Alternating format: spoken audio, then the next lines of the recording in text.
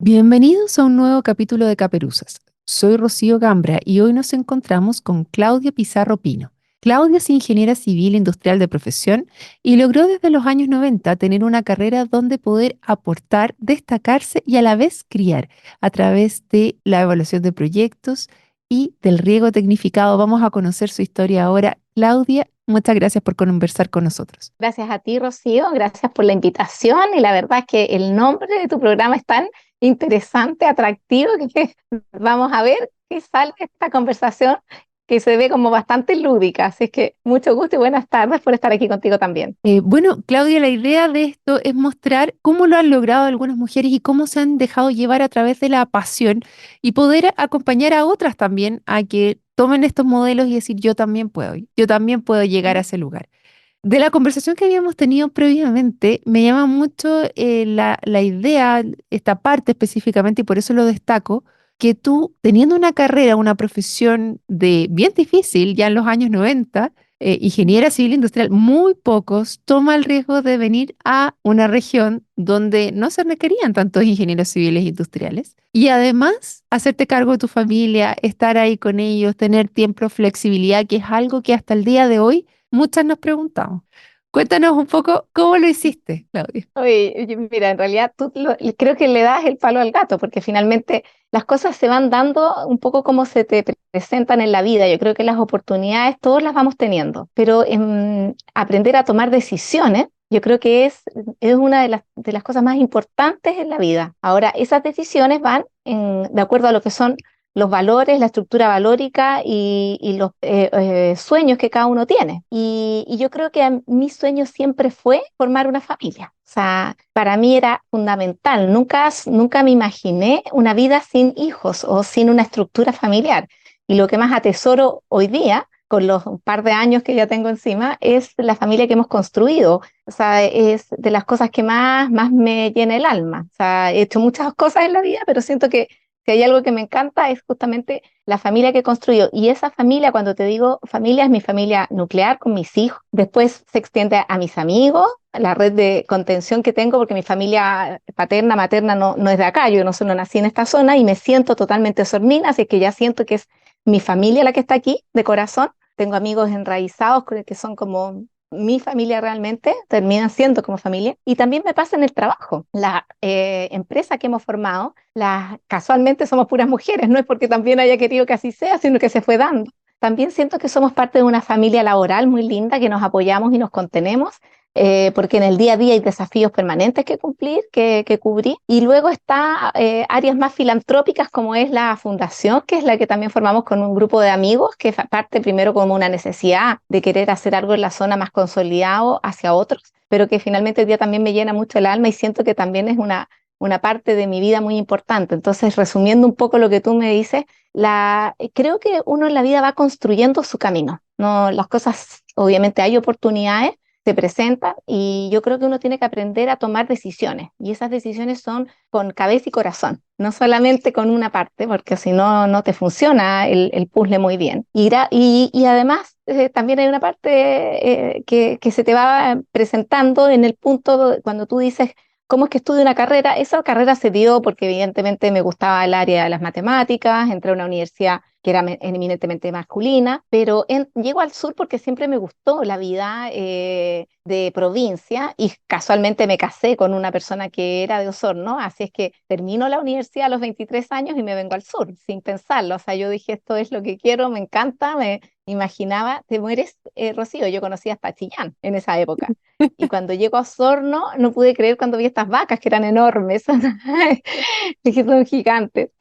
Y de verdad que me encantó el sur, el pasto, el verde. Llegué a una familia que me acogió también muy bien. O sea, fueron muy amorosos. Yo, como te digo, era muy chica. Pero como no quería que esto fuera compatible con la familia, siempre pensé en tener hijos y tener una familia grande, porque yo también vengo de una familia grande. Entonces, mi carrera y lo que dices tú es cierto, muy cierto. En ese minuto, muchas personas y empresas donde postulé, al principio postulé efectivamente a un par de trabajos, pero me preguntaban qué podía hacer yo. ¿Qué hacía un ingeniero civil? ¿Ingeniero en qué? ¿Y para qué sirve? Y yo ni siquiera yo tampoco tenía tan claro para qué podía servir. fue como complicado al principio hasta yo misma ajustarme, pero como mi objetivo siempre estuvo en la familia, en formar esa familia, entonces descarté desde casi como muy al principio por temas de horario, en esa época no habían, los caminos no estaban tan pavimentados como hoy día, entonces ir a cualquier trabajo también, o sea, todo lo que era la red caminera hacia los campos era lento, ¿De lento cuánto de estamos transitar, hablando? ¿Cuánto estamos el hablando, noventa y Claudia? dos Quizás 92. el año 92, el año 92. Entonces, evidentemente, era todo complicado. La ruta 5, por ejemplo, claro, era una sola vía. Entonces, todo era, el tráfico era lento. En esa época llovía muchísimo. Yo venía de un clima de costa. Tampoco me había visto involucrada. Llegué en mayo. Así que imagínate, en un momento donde empieza a llover, me toca un clima muy fuerte, muy crudo. Entonces, no, la verdad que esto, tuve que buscar una forma de hacer esto compatible con un tema familiar y seguro. Y empiezo en principio a acercarme o sea, le presto servicio a los bancos, como dices tú, en evaluación de proyectos, pero al muy poco andar a través de las mismas empresas grandes que pedían este servicio en los bancos, empresas de leche, de carne, de fruta, me acerco a los productores y los productores ya me empiezan a mostrar muy incipientemente las necesidades sin querer, porque obviamente yo tengo el ojo muy afinado en poder levantar dónde están los puntos de inflexión, dónde voy. Y evidentemente eso hace que empiece a notar que hay necesidades en el mercado, pero que no quería entrar en una necesidad ya cubierta. Es decir, evaluación de proyectos ya hacían otros profesionales. Ingeniería comercial ya era una carrera que se estaba mostrando bastante también. Y ahí habían también agrónomos y veterinarios en esa época que llegaban a la zona a prestar servicio, entonces yo tampoco podía entrar a competir en esas mismas áreas, no le veía ninguna lógica. Entonces, a través de estos productores, que era algo que me hacía mucho ruido, empecé a ver cómo ellos manejaban sus predios, sus planteles lecheros de carne, de fruta, en ese minuto mucha fruta, pero en superficies grandes. ¿Cómo podíamos hacer en vez de hacer un cambio de producción extensiva a una producción más intensiva? Es decir, hacer más eficiente el uso de los recursos naturales, que en ese minuto estábamos hablando de suelo fundamentalmente. Agua, prácticamente aquí no tenía nadie la conciencia que había que regar. Yo venía de una zona, evidentemente, que se rega y se regase por año, pero aquí no era común. Entonces partimos primero levantando proyectos de riego para la fruta, arándanos, avellanas, así conocí mis primeros clientes también. Y lo que parte en esa época, en el año ya 99, empiezo a desligarme de los proyectos de evaluación y me empiezo a incorporar a los proyectos de tecnificación. No instaló nada, sino que solamente en la parte de ingeniería. También hay una ley, una herramienta parte del Estado que subsidia obras de riego y entonces eso se apalanca muy bien porque permite apalancar inversión, que permite evidentemente que las personas puedan invertir con mayor tranquilidad, porque si no los flujos tampoco daban. Y eso permite que esto vaya creciendo y casualmente, como te digo, se va dando también que aparece el tema del cambio climático, el valor de la tierra se vuelve cada vez más caro, entonces el sentido de intensificar se vuelve más lógico, más evidente, y lo que en principio parte solo como una demanda de los fruteros, de las empresas de fruta que producen fruta, del sector agrícola que produce fruta, empieza a ser como casi lógico que empieza a caer hacia el sector productivo de leche y carne que efectivamente quieren producir pasto. Y eso genera como un cambio fuerte en la empresa. Eso yo te diría que fue el año 2008, 2009 más o menos, que ya el riego en pasto empieza a ser como muy evidente. El riego de tazas, que es el sistema neozelandés de arrastre, permite llegar a mucha gente, a sistemas más masivos, que la gente lo vea y lo vea como una cosa fácil de acceder y que lo puede hacer, si lo hace uno, lo pueden hacer ellos. Y el aporte que nosotros hacemos en el sector es justamente eso, acercar esta tecnología a los campos que antes no tenían no pensaban en regar y cómo hacer la mejor administración del recurso hídrico. Por eso te digo que también nunca perdiendo el foco, que a mí lo que me interesaba era siempre generar un aporte en el sector y no estar específicamente en solo el área que ya estaba cubierta por los profesionales que estaban en la zona, sino que donde yo puedo entrar con un servicio adicional. Y ahí entra un poco el manejo en gestión de recursos hídricos, el manejo también en los sistemas de tecnificación. No instalo nada, de hecho, sino que solamente me dedico al área de ingeniería. A diseñar el proyecto, que si un proyecto no está bien diseñado, pucha, la escoba que te queda para más adelante si los planos no están buenos para aquellos que están tratando de hacer esta tremenda inversión que son los sistemas de riego en los campos. Claudia, a qué crees tú que se debe esta necesidad de ir a aportar un poquito más allá? ¿Es solamente un sentido de diferenciación o viene de otro lugar, de algo más profundo? O sea, mira, qué buena tu pregunta, creo que no me la habían hecho nunca. Eh, yo la verdad, Rocío, creo que esto tiene que ver con un tema un poco más personal.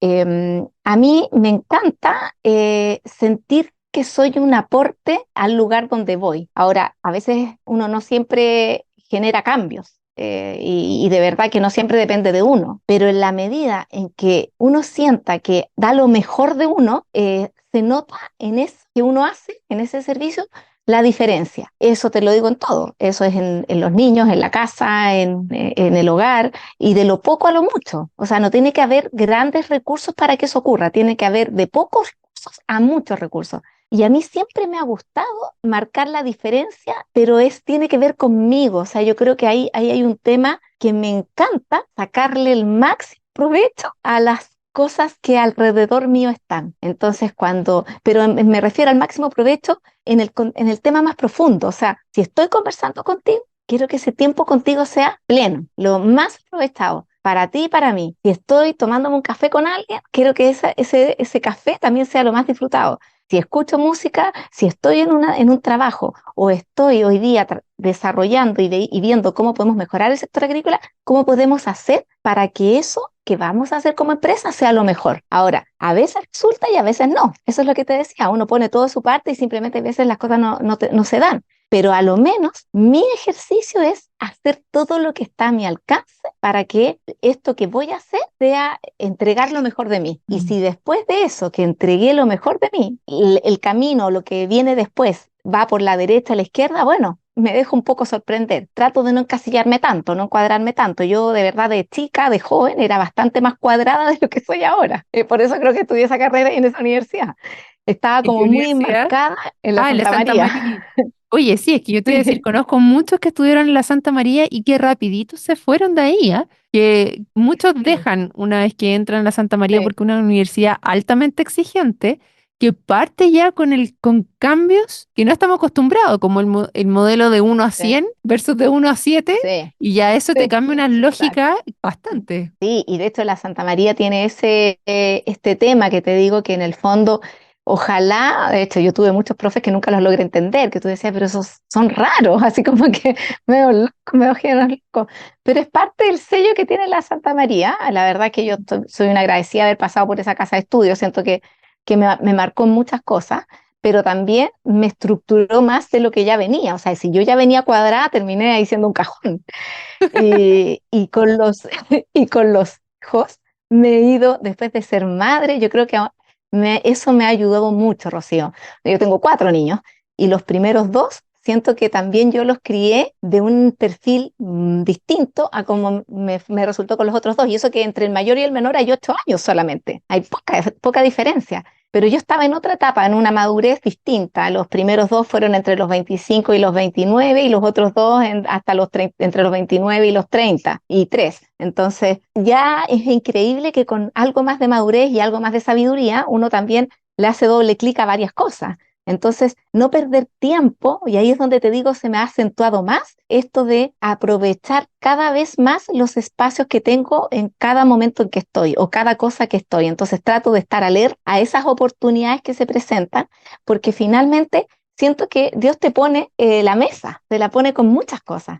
Y después uno elige qué toma de eso que hay. Y ahí hay que jugar, hay que tratar de ser hábil, pero hábil en lo que es el sentido de tus prioridades. Para mí, por ejemplo, nunca ha sido una prioridad lo económico. Evidentemente tengo que mantener los niños y una época donde demandan recursos que son infinitos, por supuesto, pero nunca ha sido ese el foco. El foco ha sido en lograr entregar lo mejor de mí para que ese trabajo genere efectos en la región, efectos multiplicadores de oportunidades en la zona. Y esto que para mí tiene como un sentido profundo, es lo que finalmente me conecta con estos otros grupos con estos amigos en algún minuto, a hacer algo para esto mismo, que cada uno de nosotros somos iguales y lo hacíamos ya en nuestro ambiente personal y laboral, ¿cómo lo hacemos ahora en un tema conjunto en favor de más filantrópico en favor de la región? Y ahí nace la Fundación Antonio Hirschfeld, que casualmente alinean los planetas, porque no es que yo lo pensé así hace 20 años atrás, nunca se dio. Simplemente que llegó un minuto donde estaba en el momento adecuado, con la persona adecuada, y juntamos estos 5 corazones, estas 5 cabezas y 5 corazones que hoy día armamos esta fundación que finalmente tiene como foco esto que también te digo, el generar oportunidades generar efecto multiplicador de oportunidades para la zona. Mm. Oye, cuéntanos un poquito más, ¿qué haces tú dentro de la fundación y de qué se trata la fundación para que aquellos que no la conocen puedan conocerla también? Mira, la fundación nace como, en primera instancia, lo que nos mueve a los 5 fue preservar y mantener el legado de don Antonio Hitzfeld, fue un agricultor, igual que muchos de los que yo conozco, muchos de los que son clientes míos y que han pasado por mi oficina, que parten con muy poco y van en el andar desarrollando su negocio de menos a más, potenciándolo, pero con puro esfuerzo, con mucho rigor, y van siendo muy líderes, muy innovadores en los espacios donde ellos se desarrollan. Y la idea, bueno, don Antonio Hitzfeld, Antonio III Hitzfeld Bollmann, fue un agricultor, como te decía, que falleció hace ya un poco más de 10 años, no tuvo hijos. Entonces, al no tener herederos, tomamos de alguna manera lo que era su espíritu, y uno de los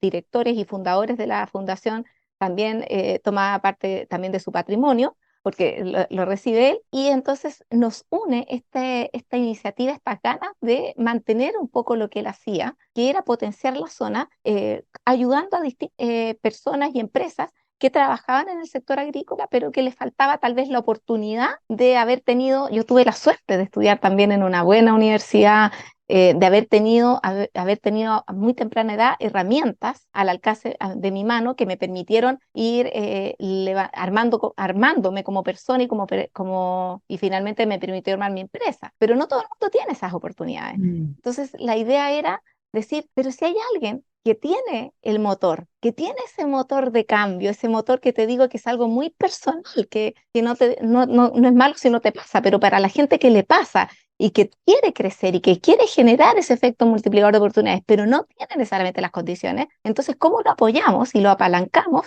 para que pueda generar ese efecto y pueda llegar donde quiere llegar más rápido y no se desanime en el camino? Porque esto de ser emprendedor, que te digo, que es bien solitario. Uno al principio parte y dando palos de ciego, te equivocas mucho. Yo misma, este proceso tampoco ha sido un proceso fácil, y lo que más aquilato es las relaciones humanas, el contratar personas que finalmente vayan sintiéndose parte de tu equipo de trabajo y que Mm.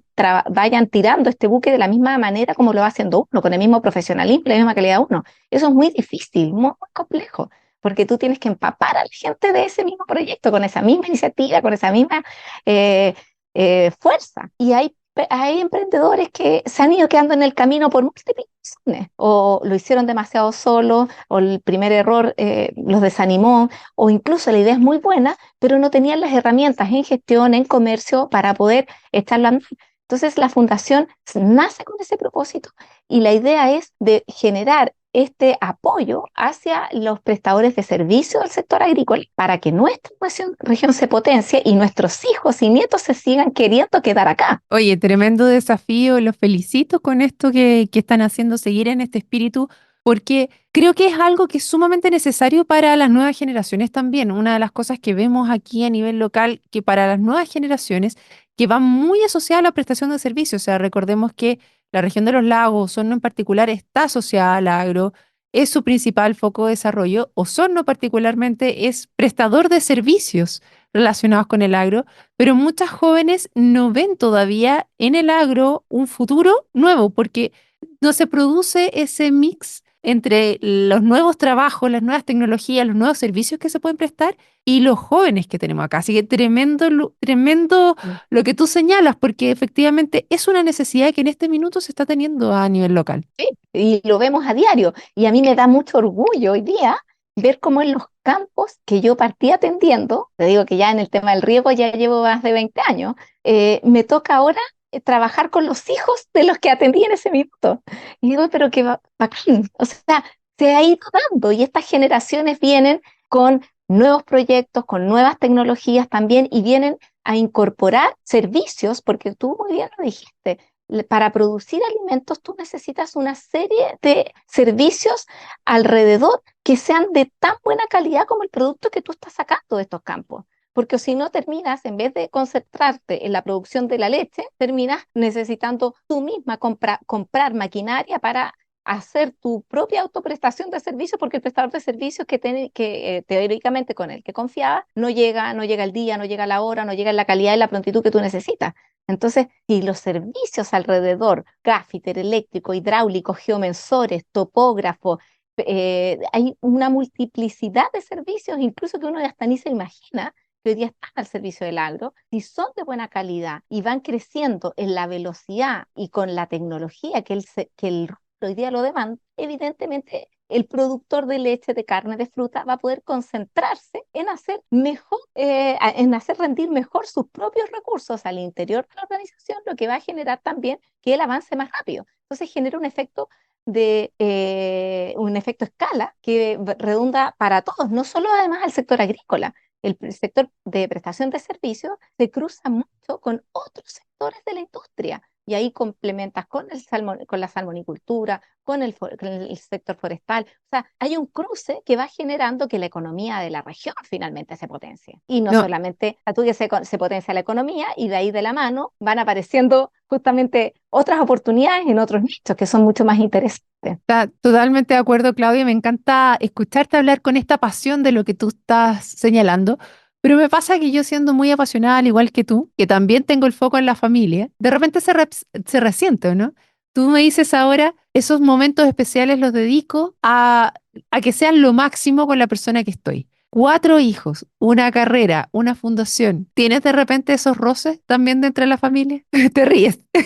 Sí, evidentemente, y me río porque me preguntaron ayer lo mismo, estábamos en otro tema y me preguntaron cómo lo hiciste con 4 niños. Claro, mi niño más chico, mi hijo más chico tiene 22 hoy día y no fue nada de fácil partir con esto. Yo te digo, la época más difícil es la época de crianza, de cuando los niños necesitan y demandan tiempo full. Pero te digo de verdad, te soy súper honesta, Rocío, lo pude hacer porque primero vivía en regiones, entonces el vivir en provincia me permitió mezclar la vida familiar con la laboral de forma muy fluida. Mis hijos estudiaban en un colegio en el centro y partí arrendando una oficina, después pude comprarla cuando ya mejoraron las cosas, pero en principio partí siempre con oficinas en el centro. Entonces los niños, a medida que salían del colegio y me esperaban en la oficina, y había una salita de espera donde un turno, uno o dos, hasta que con el último niño, en el último turno, subía otra vez a la casa a dejarlos a todos, porque no podía andar acarreando tantos niños cada vez. Entonces tuve que ir buscando sistemas para, en esa época, tenía poco tiempo para el café con amigas, te soy bien honesta, ahí no me dio. En esa época hubo que priorizar. Entonces, mi prioridad en ese minuto fue, obviamente, los niños La Vega. Pero cuando estos niños van creciendo, evidentemente ya sus tiempos se demandan mucho menos, pero en ese minuto, si tú me preguntas si es que fui al acto, a la presentación de ballet de uno, a la de natación del otro y al de fútbol del otro, fui a todas. O sea, jamás dejé de hacer lo que para mí era importante, para mí eso era vital, pero como te digo, pude hacerlo porque también los horarios dependían de mí. Entonces, el trabajar independiente y en provincia, yo siento que es un plus. O sea, para mí fue estupendo. Y lo que me preguntabas al principio y cerrando con el tema que me preguntaste, ¿cómo lo pueden hacer las mujeres? Es que yo creo que justamente porque soy mujer y porque estuve en el sur, lo pude hacer, porque tuve la suerte de que como esta carrera que estudiaron es una carrera que poca gente entiende mucho para qué sirve y es muy masculina, entonces era fácil para mí generar un espacio, porque lo hago desde una mirada también un poco distinta y eso me abrió muchas puertas. O sea, yo he sentido siempre desde el día cero que Osorno me ha acogido con tanto cariño, los agricultores que todavía visito y de hecho muchos de ellos hemos crecido juntos.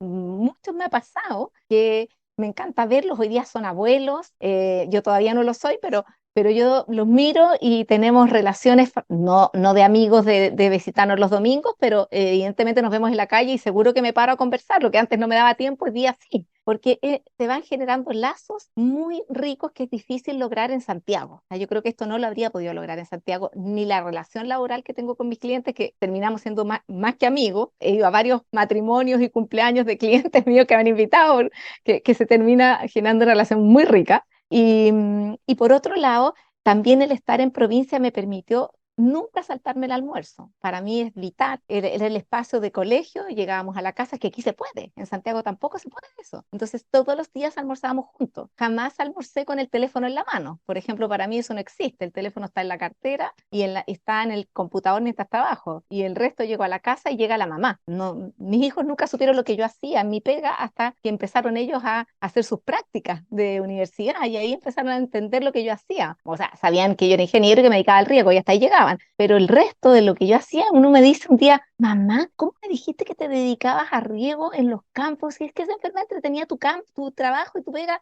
y él se empieza a meter, hoy día está full en tema de tecnología, en el mismo tema. Ahora, casualmente también han estudiado ingeniería, y yo ni siquiera les dije, yo quisiera que fuera también un artista, pero se fue dando porque creo que esos espacios familiares siempre los cuidé fuera de la pega. O sea, salía del trabajo y la que llegaba a la casa era la mamá, no la de la oficina. Y hoy día, como mis hijos ya están más grandes, ya además dan menos tiempo de casa, tal vez, ya, de hecho, dos ya no están acá, solo estoy con los dos más chicos, y los dos más chicos entre comillas, porque también tienen sus actividades, comprenderás que ya son mayores, un poco más grandes, una se acaba de titular y el otro está en ese proceso, empezando a ver qué hace con su vida laboral, entonces evidentemente tengo ahora más tiempo y ahora sí puedo ir a excursiones, ahora me encanta subir cerros también, salgo con amigos, o sea, de verdad que tengo hoy día, yo creo que cumplir los 50 y empezar a darme tiempo para mí, cosa que antes había sido imposible.